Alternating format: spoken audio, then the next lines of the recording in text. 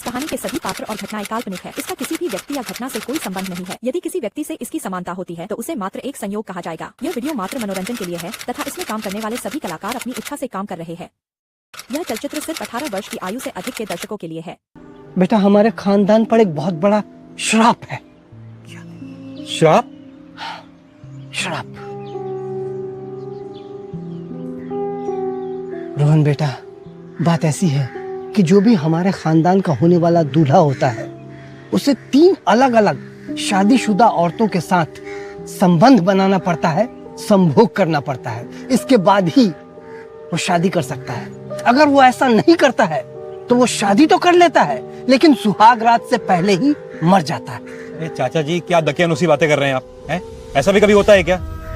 रोहन, तुम्हारे दादाजी के भाई ने भी ये बात नहीं मानी थी और शादी कर ली थी। नतीजा क्या निकला? सुहाग रात से ही पहले वो मर गए, चल बसे। लेकिन चाचा जी। रोहन, मेरी बात मान लो, यही सच्चाई है, यही वास्तविकता है। तुम्हें अपनी शादी से पहले 3 शादीशुदा औरतों के साथ संबंध बनाना ही होगा, संभोग करना ही होगा। और इसी बात को बताने में भैया संकोच कर रहे थे, इसलिए वो टेंशन में आ गए थे और इसीलिए ये बात मैं तुम्हें बता रहा हूं। तुम्हें ऐसा करना ही होगा बेटा, तुम्हें ऐसा करना ही होगा।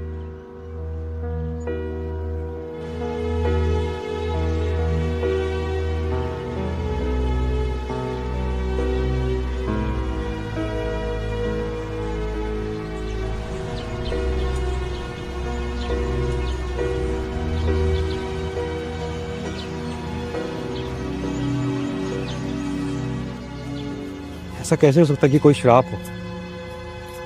पिताजी इतना परेशान थे उस श्राप के लिए। और अगर सुनने कोई श्राप हुआ, सुहागरात से पहले ही मैं मर गया तो?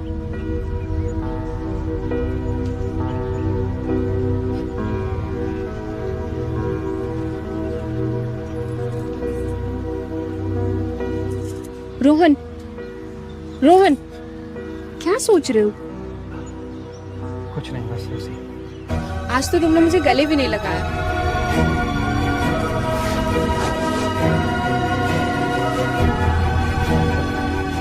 सुनो ना, मुझे कुछ याद आया। वो दरअसल मुझे खाद लेने जाना है मार्केट, तो मैं तुमसे बाद में मिलता हूँ। रोहन, आजकल तुम पता नहीं क्यों बदले बदले से हो गए हो, बैठते ही नहीं हो ठीक से। मैं आता हूँ। रोहन, सुनो तो, इसको क्या हो गया है?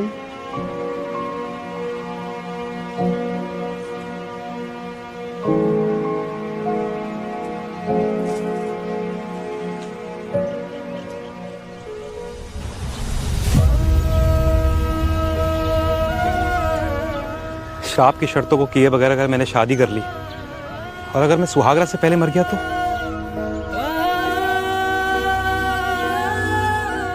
मुझे श्राप की शर्तों को पूरा करना होगा। मैं यूं ही अपनी जान खतरे में नहीं डाल सकता।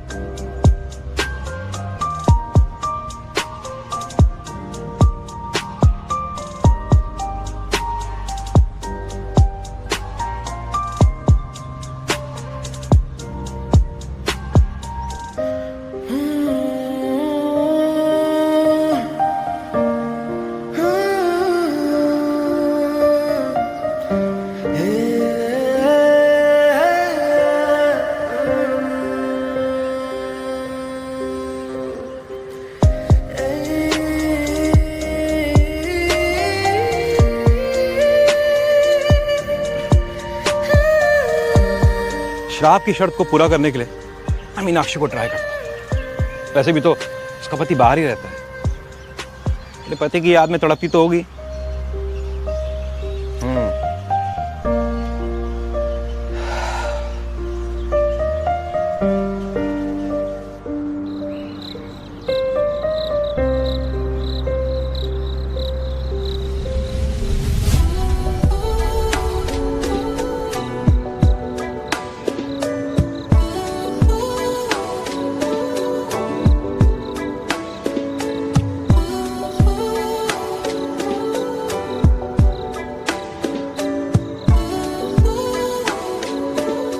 ये सही मौका है मीनाक्षी को अटैक करने का।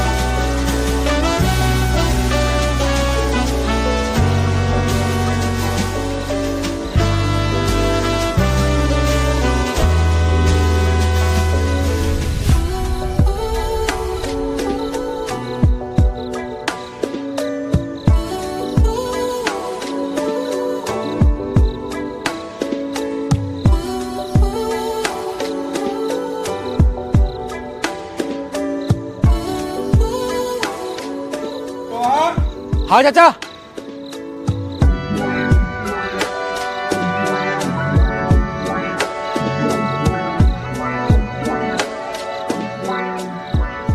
आया।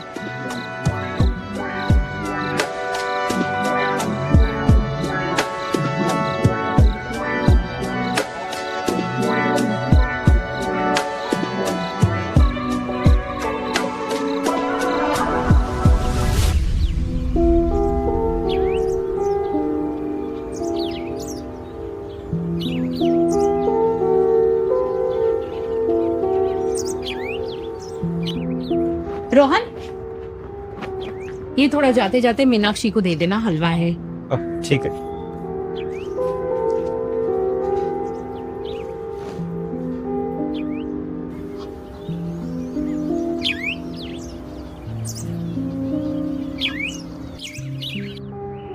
बैठो ना रोहन। भाभी ये हलवा लाया था मैं आपके लिए। ओह,